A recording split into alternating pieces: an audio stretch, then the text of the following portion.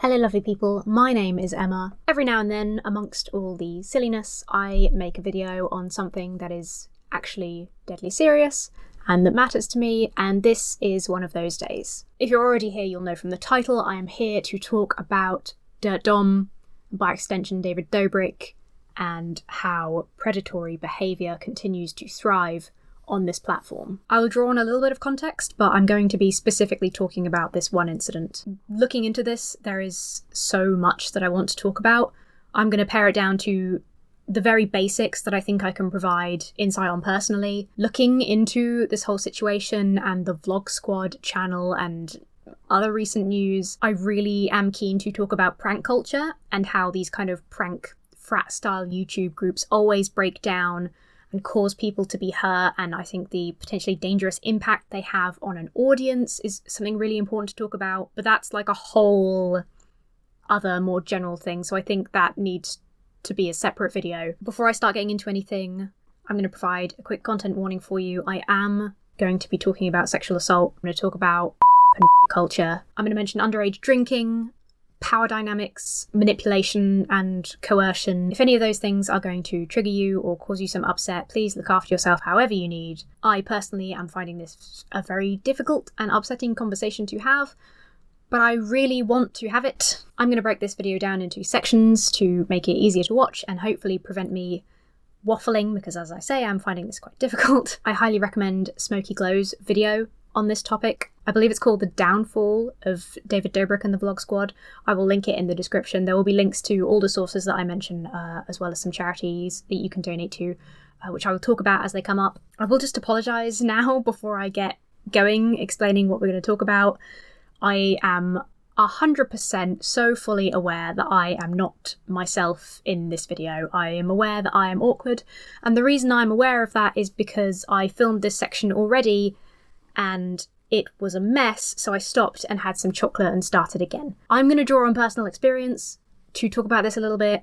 I think even for somebody without personal experience of sexual coercion, this is a very difficult topic. It's entirely serious. I usually approach my videos with an element of levity. There's always some comedy to be found in something. Usually things are so horrifying that it's laughable, and we can take comfort in that, and it makes things easier to talk through.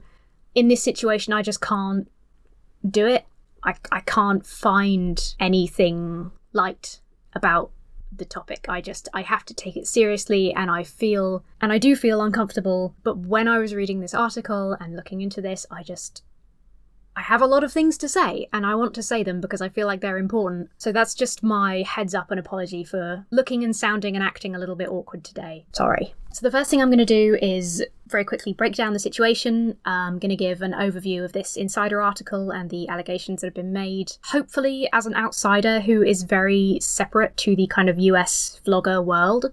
I've never until today seen a video from any of these people, so I hope that helps provide a more objective look at the situation, especially for fans who might be finding this quite difficult. Then I'm going to touch on the responses made by Durte and David Dobrik, and having gone over both the Insider article and their responses to the situation, I'll explain why I believe they're predators and manipulators in light of the collected information. Then the third thing, and the most important thing to me that I'm going to go through, I want to talk about the internet reaction and answer some questions that people tend to have.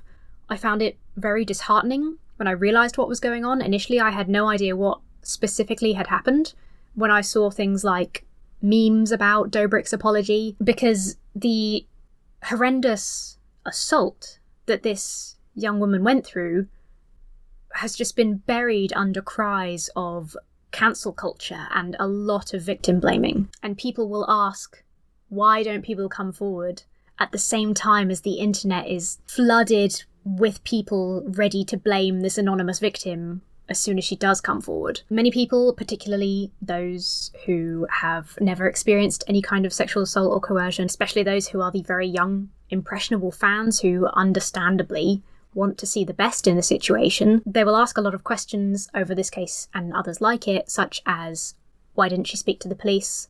Why did she come forward so much later? Was it assault, or did she just regret a sexual encounter after the fact? As someone who has in the past been coerced and manipulated into unwanted sexual experiences, I want to try and answer some of those questions, drawing on both facts and personal experience. And then I want to end by opening the floor on the discussion into how this continues to happen on YouTube, how and why we allow predators to thrive on this platform until they reach the level of wealth that allows them the most effective way to avoid justice. So let's crack on and begin with the Insider article. Lower the shoulders, relax the shoulders. If you're tensing up at home, give yourself a second to physically relax before we go through this.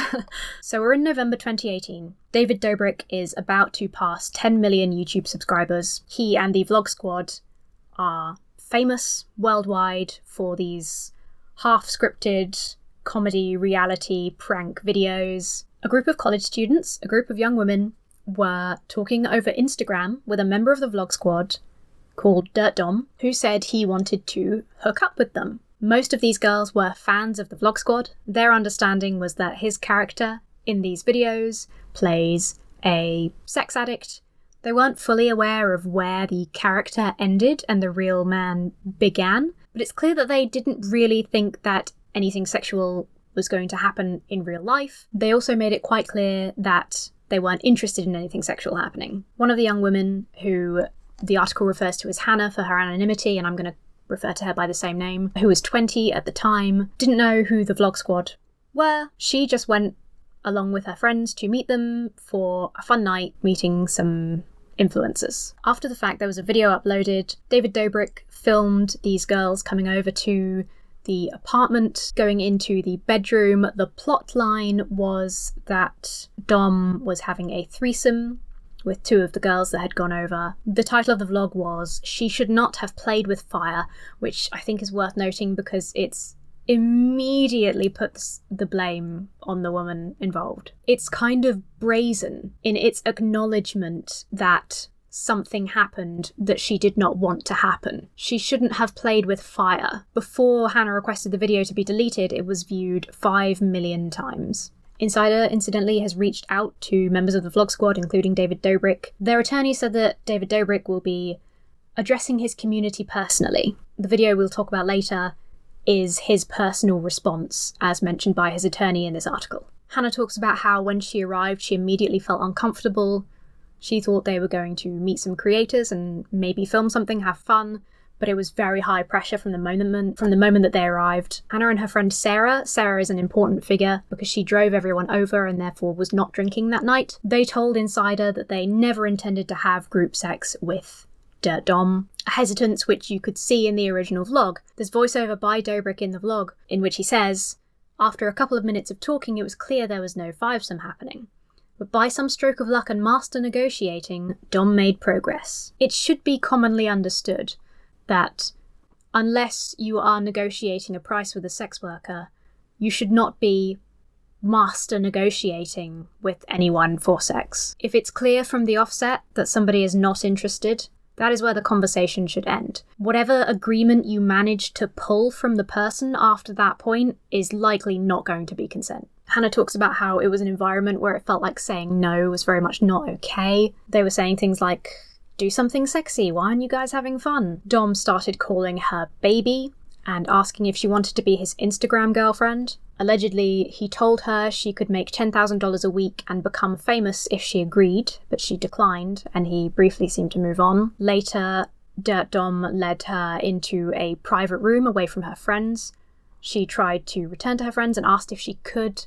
He physically blocked her exit and asked her again if she wanted to hook up, to which she said no. He started asking her for a kiss and she felt like she couldn't leave, so she just gave him a kiss and then headed back to her friends as quickly as she could. At that point, a couple members of the Vlog Squad returned with alcohol, some kind of whiskey or dark rum. Bearing in mind that in the country in which this takes place, that is actually illegal. Those girls were underage, and that is why they had to have alcohol bought for them. There's a lot of back and forth online over who bought the alcohol, possibly because that's currently the only legal ramification that any of them could face. I don't think it matters. I think that they were all aware that alcohol was there, whether they were the one that purchased it or whether they were the ones that were pushing it to the girls. They were all completely culpable in my eyes. Former Vlog Squad member and influencer Trisha Paytas was present for some of the evening. I know a lot of people have issues with her reliability. I'm not interested in talking about who Trisha Paytas is. She was an eyewitness to some events and corroborates some of the story, and therefore it is important to mention. She left because the women were drinking while underage, and she felt uncomfortable with that.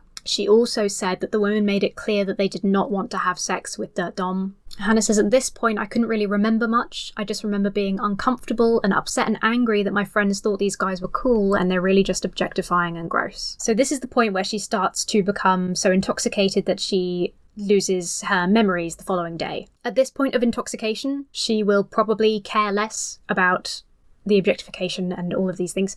They probably start to seem nicer because she is more malleable in her drunken state. What I'm trying to imply here is that by getting drunk, she did not then activate consent somehow. Her not giving consent when she was sober would still be in place when she was drunk, no matter what happened. At this point, she became too intoxicated to legally consent per state laws. She was having alcohol bought for her by strangers. She was clearly anxious, and we all know alcohol can be a crutch that you lean into in those situations. When you're 20 and you can't even buy yourself a drink, you don't understand your limits properly, it's much easier to overdo it. Nobody in this, it's a silly grown-up thing to say, but nobody in this mentions food. They probably hadn't eaten enough for the amount that they were drinking. Sarah, the friend who was driving them, saw Hannah and Dom drinking together. Eventually they went to a bedroom with another friend in their group, Audrey. Sarah said that though she could tell that Hannah was very drunk at that time, she was comfortable letting her go into the room because she wasn't going alone with Dom. Once they were alone in the room, other members of the vlog squad started trying to listen in. There was a video provided by Sarah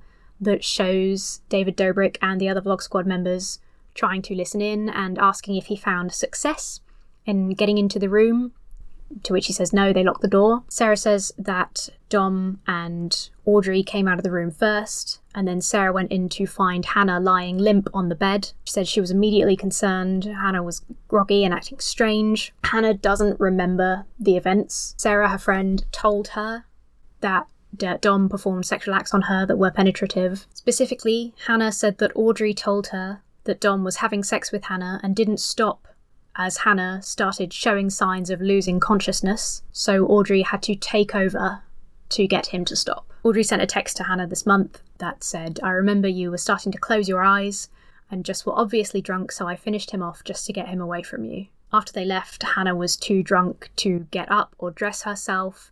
She was lying in the room alone. Her roommate came in and had to put her underwear on her because she wasn't capable herself. They had to make her throw up. They had to support her leaving the apartment because she couldn't stand on her own. There is a photo of her leaning on her friends, unable to stand alone, with members of the vlog squad visible in the photo. The next morning, she woke up and still felt extremely drunk. She had no memory of what happened. She looked at her phone and saw a text from Dom and just texted him saying, "Use your discretion.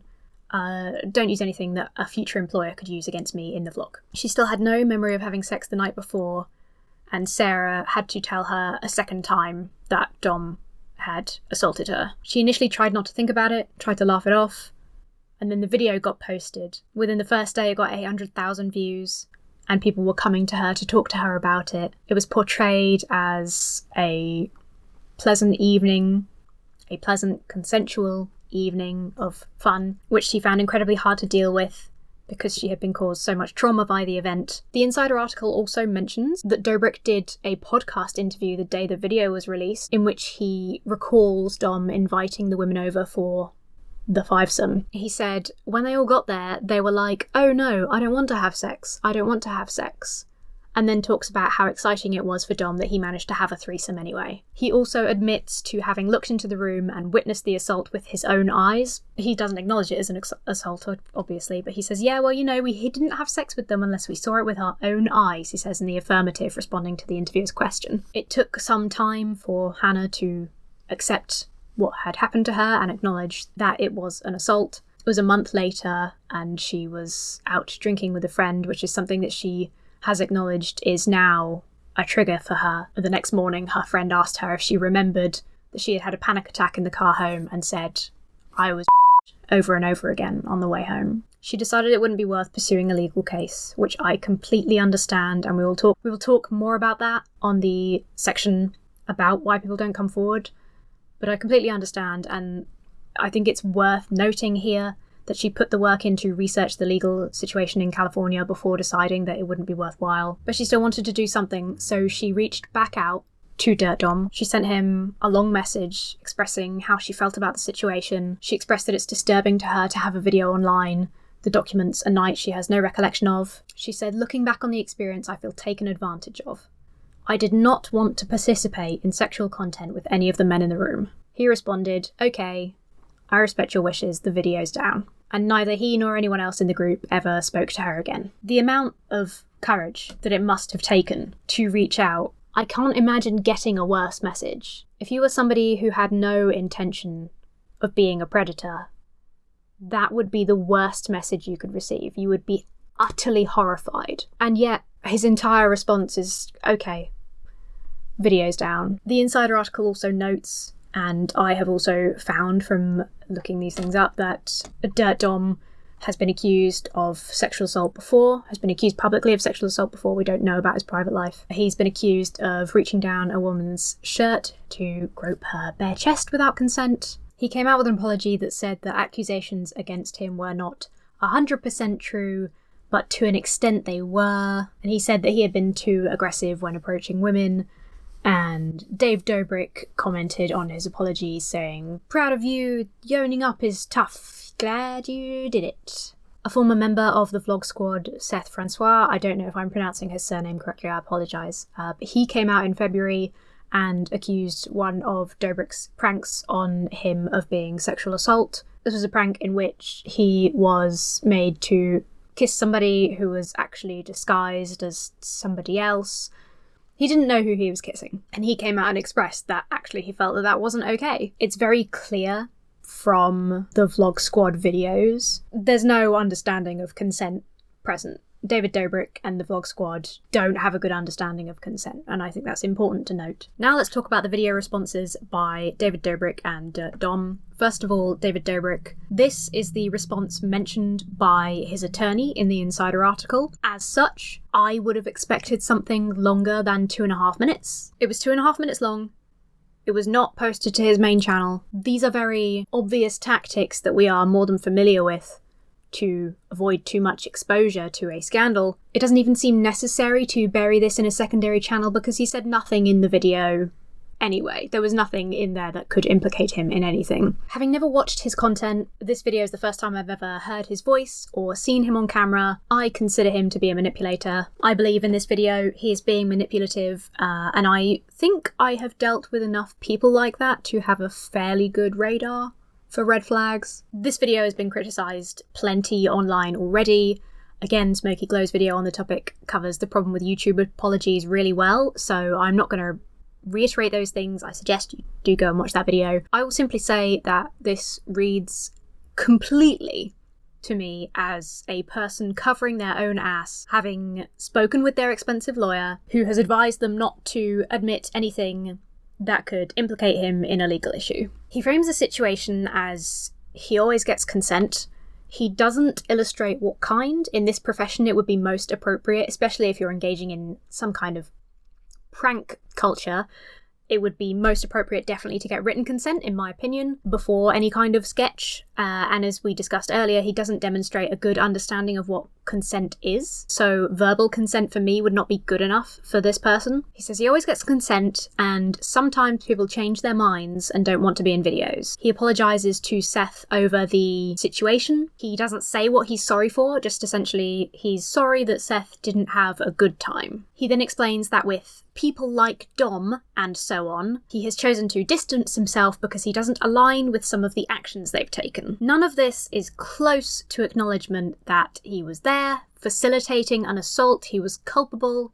He is also solely responsible for how that day was represented in his video. Dobrik's Let's Talk video boils down to mistakes happen, other people bad, so I don't talk to them anymore. He finishes the video by stating that he will show with his actions that mistakes he's made before will not happen again. I don't believe it's even possible for his viewers to gauge whether he has changed if he doesn't even acknowledge what these mistakes were? As far as his video goes, the only mistake he sort of admits to is working with people who engage in misconduct. How are your fans supposed to know you've changed if you don't tell them what you've done wrong? He ends with this little shrug, so I'll see you later. His body language and attitude is just... it's that of a naughty schoolboy being forced to apologise in the headmaster's office.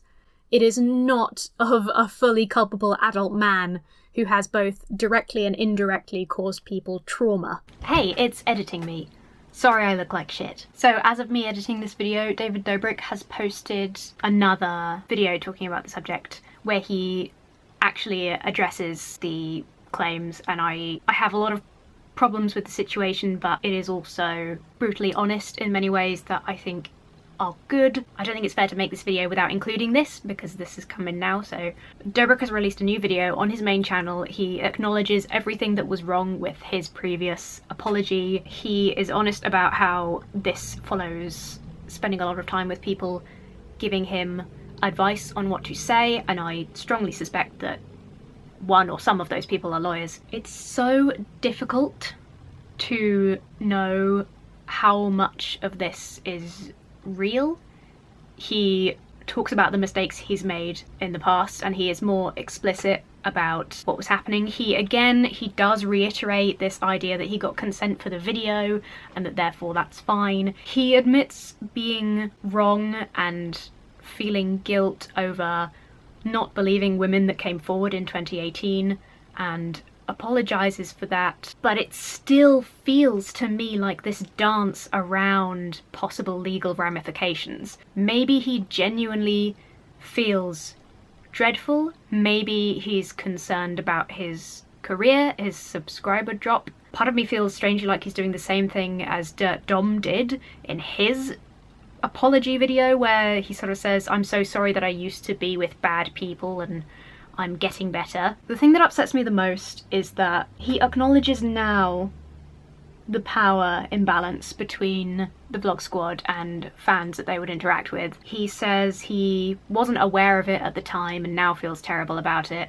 I don't know how true that can be. When you're not famous one day and then super famous the next, you have to be aware of a certain level of power shift, so I don't know how much I believe that. But the other thing he says is that when he talks about the night the assault took place, he says he didn't know what went on in that room and he should have made sure that everyone was comfortable. Well, that's bullshit, because he was completely involved. He was involved in the night. He was aware that he and his friends were providing excessive amounts of alcohol to underage drinkers. He talked on the day of the video release on a podcast, like I already mentioned. He talked about how the women had expressed no interest in having sex at the start. There's nothing to do with his fame, or he didn't understand the power imbalance, so he didn't know what was happening in the room. He has admitted he was 100% aware that they were trying to encourage women who didn't want to have sex into having sex and using alcohol to facilitate that, and that he won't acknowledge as an action. Again, I suspect either he's figured that out or it's at the behest of a lawyer. He talks about being sorry for his mistakes. He talks about this as an opportunity to learn and grow. It's very me. He's very, I feel terrible, I will change. He does somewhat acknowledge the feelings of the women involved, not nearly as much as he talks about himself and his own feelings and his own personal growth and how valuable this is for his personal growth. There were pictures, there were literally photos of him laughing next to the victim who was like blackout drunk in her friend's arms. The idea that he had no idea what was happening, but he just wasn't very responsible, is just such bullshit. Parts of the vlog were refilmed at a later date to make it seem more fun and lighthearted. He constructed a false reality. He knew exactly what he did. At the end of the at the end of the vlog, he made a joke about how they're all going to jail. The video was called "She Should Not Have Played With Fire." He 100% knew what he was doing. I don't buy this "I didn't understand the power imbalance." It's just bullshit. He knew. It's evident from the very night that it happened through to the release of the video, him talking on that podcast and everything that came after. He knew what he and the vlog squad and Dom had done was wrong.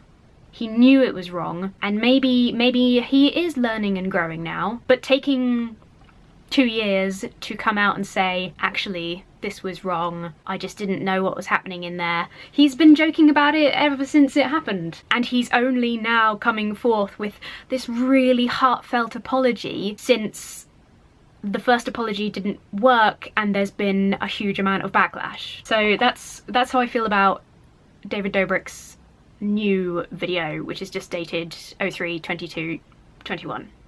Back to past me. Dom's response is, if nothing else, longer. I consider it equally as manipulative. The first 4 minutes of this video are Dirt Dom describing how he met Dobrik and came to make videos. It isn't really relevant to anything other than providing context for their relationship. It's probably worth noting, in the interest of fairness, that he does acknowledge a distancing from Dobrik.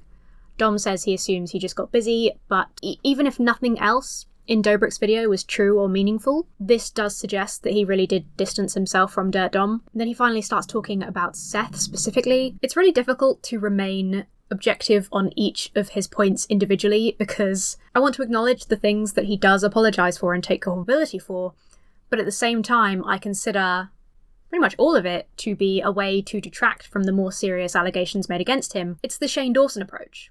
It's exactly the Shane Dawson approach. He apologises for content he made in the past being racist and offensive, which would be great if it didn't take until he, like Dawson, was being accused of sexual misconduct to confront what I guess is the lesser of two evils. He apologises to Seth for the racism in his content, then he moves on to talk about the prank, which involved tricking Seth by removing his consent into kissing somebody that he thought was somebody else. Dom admits that Dobrik told him before the fact and that at the time he thought was funny. Importantly, he says that Seth didn't know what was going to happen. That corroborates Seth's story and really challenges the already very weak claim that Dobrik made that he always gets consent before a prank. That was untrue. Again, he barely understands consent anyway, so take that with a pinch of salt regardless.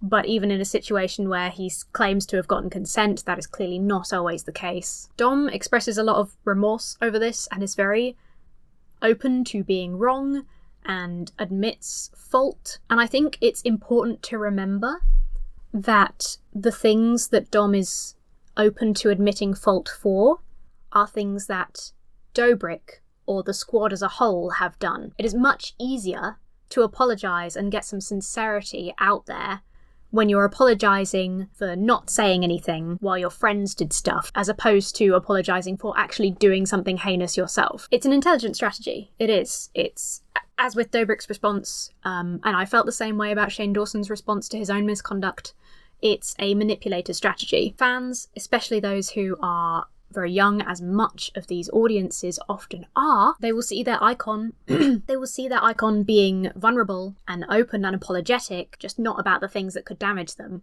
and they will want to forgive. He does not address the allegations of sexual assault. The video is called Addressing the Drama, and he uses it to basically sound apologetic over people having a bad experience with this group in response to being accused of and sexual assault. Fortunately now the comments are filling up with more awareness about what the actual drama was, but when I watched it today, the like to dislike ratio was still hugely in his favour. I don't know what his intention when coming out following a report of sexual assault with an apology for drama completely unrelated was, other than to have a place on the internet that his defenders can point to where he said the word sorry. It's another manipulation. It's a well-executed one to simply distract from grossly immoral, illegal actions that he actually undertook by apologising for being around toxic people and making offensive jokes. On sexual assault then, why did Hannah not come forward sooner? Why did she not go to the police? I think it's important to understand the process of acceptance if you're not somebody who's ever gone through something like this. First of all, you have to remember it. Remember, she was blackout drunk and had to be told by her friends what had happened. And then you have to accept that you were in this situation. This might surprise some people, but it can take years. Even with crystal clarity on traumatic things that have happened to you, it's still often a struggle to admit or accept that you have been the victim of sexual assault. To this day, I have the greatest difficulty, even now, in saying to myself, and especially out loud, that I was, on multiple occasions, emotionally manipulated into having sex that I openly told my partner I didn't want, usually with substances involved that made it easier for me to disassociate. Even though I know that if I listened to my story from somebody else's perspective, I would be entirely supportive and probably outraged, I still have this internal conflict over whether it really was my fault or it wasn't a big deal and the reactions I experience are the result of my overreacting, maybe amplified by my anxiety disorder. What I'm trying to say is it's very cynical to expect an immediate, traumatizing public reaction to something that can take people years of therapy to even accept happened to them. I'm going to link a couple of articles down below, which I'm going to reference now, about sexual assault recovery. There's a quote here from Vantage Point Recovery. Sexual assault can have a tremendous psychological impact on a person, no matter what the circumstances of the event may have been. One of the most common things that victims experience is guilt and self-blame. That can make it extremely difficult to not only come forward but even talk about it or acknowledge it to yourself. People always point the finger at the police and say, why didn't you go there? So let's examine that a little bit more. According to crisis.org, only 5.7% of reported cases end in a conviction for the perpetrator. And I'll link a Guardian article down below. From a UK's perspective, in the UK, only 1.5% of all reported cases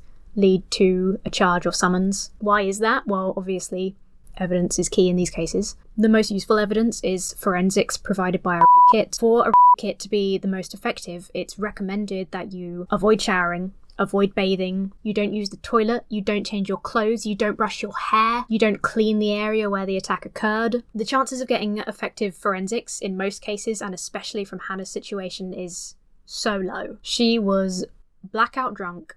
She wasn't responsible for the place where it happened and the cleaning there. She was still drunk the next day and being looked after by her friends who would have wanted to help her clean up and feel better. By the time she came to terms with the events that had unfolded, it was too late for the most crucial piece of evidence that she could have used if she'd wanted to. Even with a rape kit, you have to prove there was no consent. Being intoxicated and then even unconscious, it's clear that there was no consent, there could not have been consent. But to prove it, you need eyewitness testimony. The eyewitnesses to this event were equally young women, students who were fans of the perpetrator and were also feeling the same effects of this power dynamic. The other witnesses were strangers to Hannah.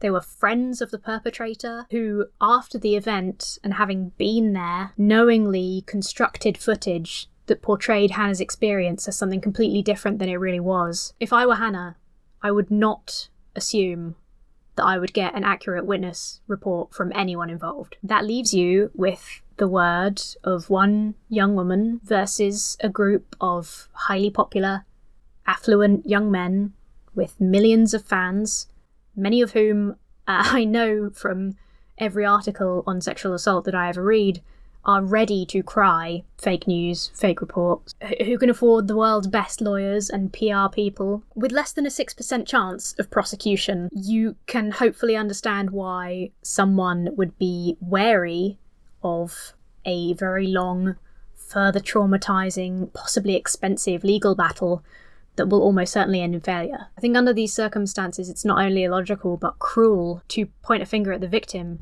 and say, why didn't you come forward? Why didn't you go to the police? I want to end with some open questions about this platform. I'll discuss this in more detail if and when I talk about this genre of prank comedy content on YouTube. I'm aware that I've already spoken a lot and I don't really want to drown out my own message. My concern, and this is a concern which I express to YouTube whenever I submit feedback, as I just did, is that YouTube's attitude to terms of service in general seems to me to vary depending on the success of the creator and the amount of revenue they bring in. The Vlog Squad has a history of offensive content, objectifying women, making racist comedy, all of it under the guise of fun entertainment presented to a young audience who could easily be inspired to replicate it. We saw the same thing with Shane Dawson and various others. One issue is how YouTube deals with reports of content breaching terms of service. The other is how we as a community don't see the damage certain content is doing and allow it to exist on the platform and generate money for a creator for years. My theory is that part of this problem stems from creators like this having quite a young fan base that can be more easily manipulated into thinking things are in good humour because they simply don't have the experience to know better. Whether this is intentional by the creators or not remains to be seen. So for now, I'll open the floor to you. Why do you think so much egregious behaviour goes unpunished on this platform until it becomes mainstream news? And often not even then. What are things that we as content consumers could do to combat this and improve the safety of viewers? Or do you think it's out of our hands? In the description, I have linked the Survivors Trust, which is a large umbrella organisation for sexual abuse support services in Europe. Any donations made there will be greatly appreciated to help them continue to support abuse survivor services. I've also linked RAIN, which is an organisation based in the US, as this is a US-based event, if you would prefer to donate there. Do leave your thoughts down below. I'm really interested to hear them. Sorry this wasn't particularly fun. I definitely feel this was a very flat video for me. I find this topic a real struggle to inject even my own personality into. I feel very flat and I'm aware that it comes across, but I hope that something in here might have been helpful or informative. I hope you have a lovely week and I will see you very soon.